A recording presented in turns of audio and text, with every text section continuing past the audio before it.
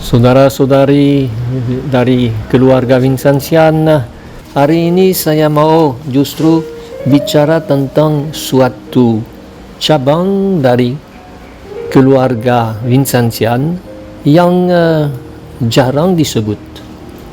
Kita tahu bahwa pada zaman Vincentius diminta oleh Franciscus de Sales untuk mendampingi sister-sister visitatrice. Kita tahu juga tentang putri kasih, tetapi ada satu kongregasi wanita yang hampir tidak pernah disebut, yaitu kongregasi Kesatuan Kristiani dari Santo Somong. Itu didirikan oleh Vincentius dan sebenarnya didirikan oleh seorang ibu yang sangat aktif dalam gerakan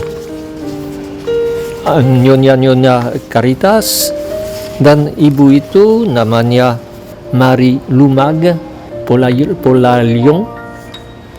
Dia lahir di Paris tanggal 29 November 1599. Seorang yang sangat saleh, sangat penuh agama, dan yang sejak kecil juga sudah mau memperhatikan orang miskin. Dia nikah dengan seorang bangsawan, Tuan Polalion, yang menjadi pendamping dari Raja Louis atau Ludovic XIII pada tahun 1617.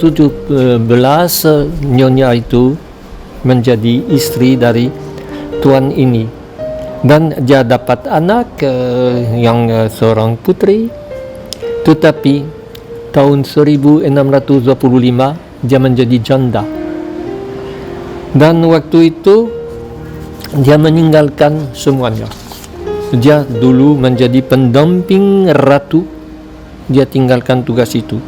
Dia punya banyak uang, dia hanya mau memakainya untuk orang miskin. Dia menjadi kawan dari Vincentius, dan sekaligus dia masuk ke ordo ketiga Dominikan. Itu yang juga sangat menarik. Campurlah semangat Santo Dominikus untuk mewartakan kabar baik, semangat Vincentius untuk memperhatikan orang miskin.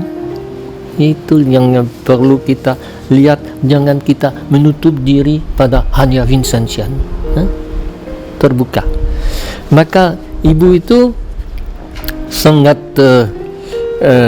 rajin. Misalnya waktu sebelum Sister Putri Kasih diciptakan, waktu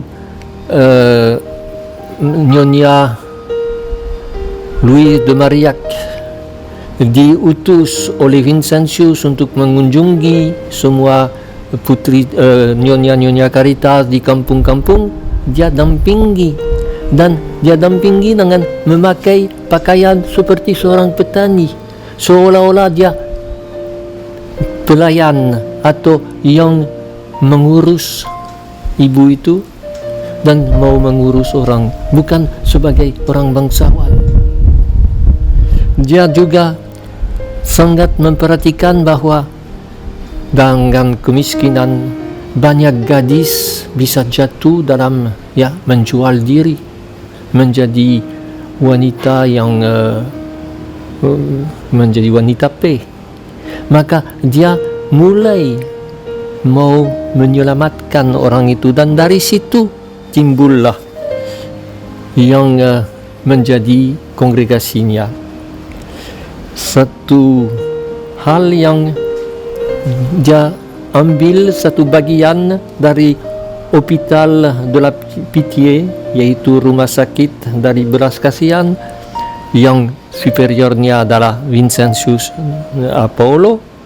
Di situ dia mulai mendirikan suatu rumah untuk gadis-gadis yang sudah jatuh dalam dosa itu, atau yang bisa jatuh karena kemiskinan. Dan mulailah rumah yang disebut rumah La Providence, rumah penyelenggaraan ilahi.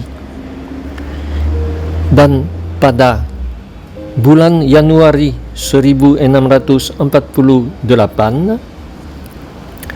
Santo Vincentius pergi ke rumah itu, dan dia memilih dari orang yang ada di situ 7 gadis yang dibina secara khusus supaya mereka bisa membina kawan-kawan lain dan menjadi pewarta kabar baik. Dan pada bulan Oktober 1652 ada retret dari semua komunitas itu, dan pada waktu itu 7 putri itu bersama dengan Nyonya Polarion mengikat diri dengan kaul, 4 kaul.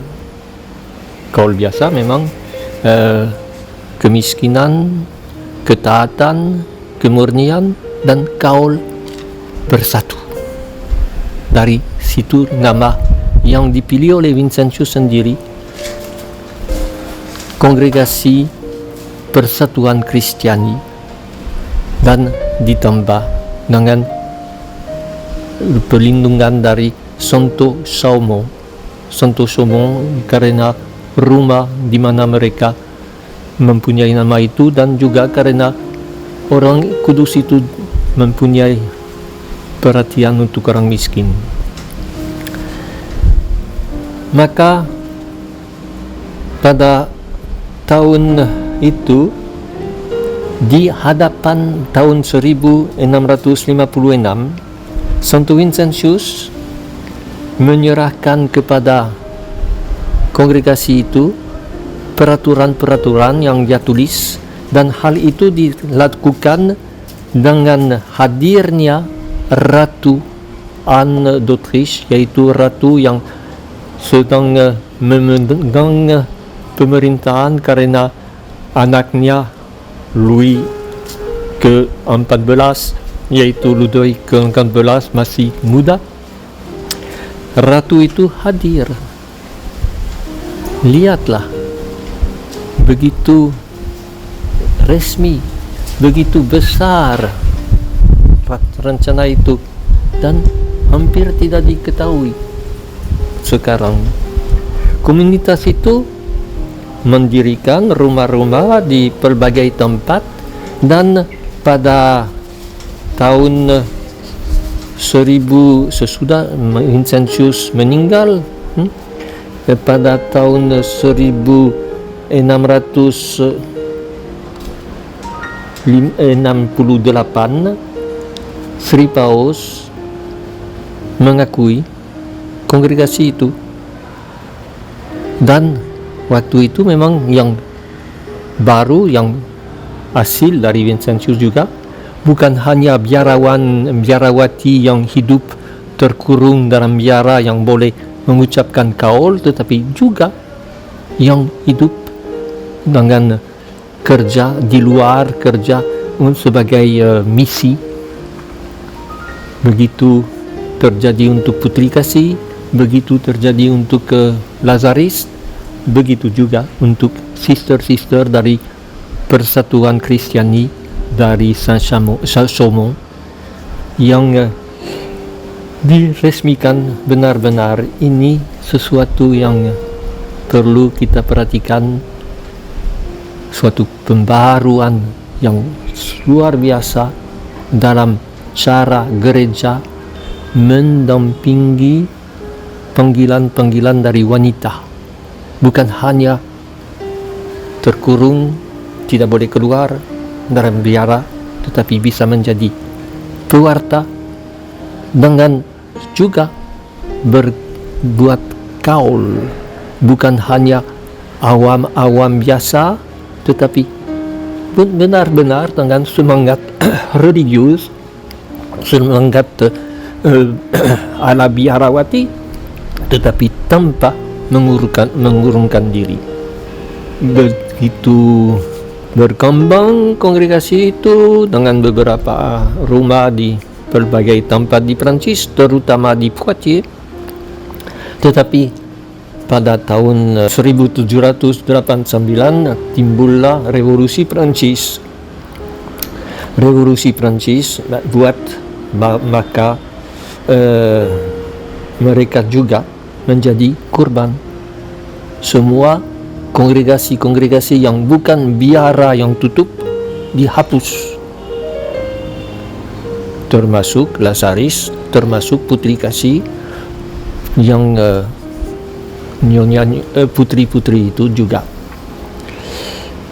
dihapus. Untungnya seorang dari mereka, yaitu Nyonya atau tidak tahu bagaimana bahasa ini, Mother atau Mother Bardon de la Taillier, yang menjadi superior di Poitiers, berani mendirikan kembali sesudah revolusi pada abad ke-19, dan mulailah hidup lagi seperti Putri Kasih, seperti Lasaris, seperti yang kongregasi lain, pelan-pelan mulai hidup lagi dengan semangat seperti dulu. Ini pada tahun 1802. Dan sesudah itu abad ke-19 ada krisis politik, krisis sosiologi, yang kapitalisme dan yang timbul, dan untuk melawannya semua sosialisme dan juga semua pikiran anti agama, sehingga semua kongregasi mengalami kegoncangan. Untunglah untuk kongregasi ini ada seorang yang bisa mendirikan kembali atau menyemangati kembali.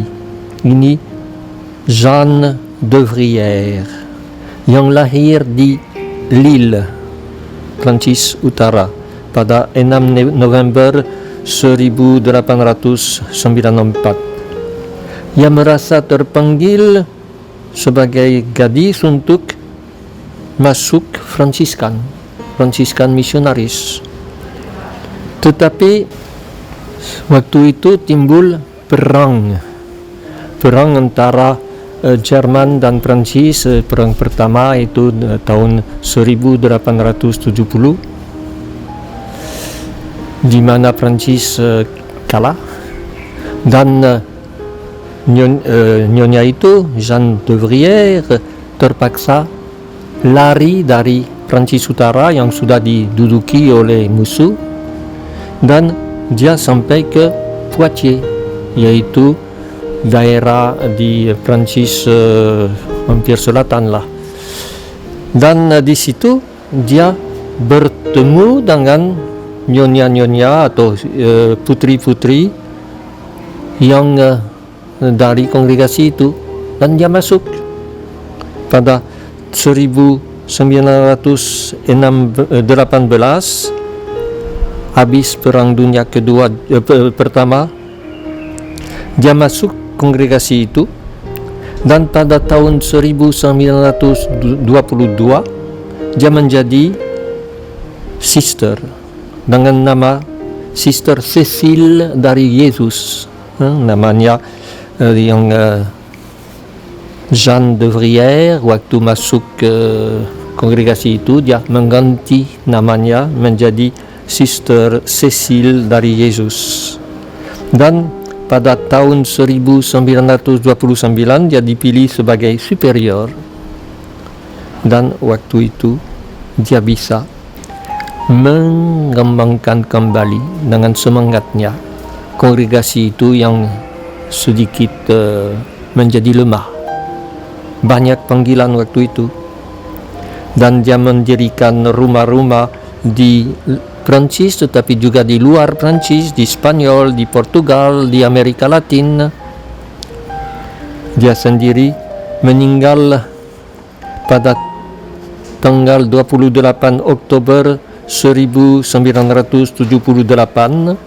yaitu sesudah menjadi superior dari rumah itu selama 50 tahun. Kita lihat dari itu begitu banyak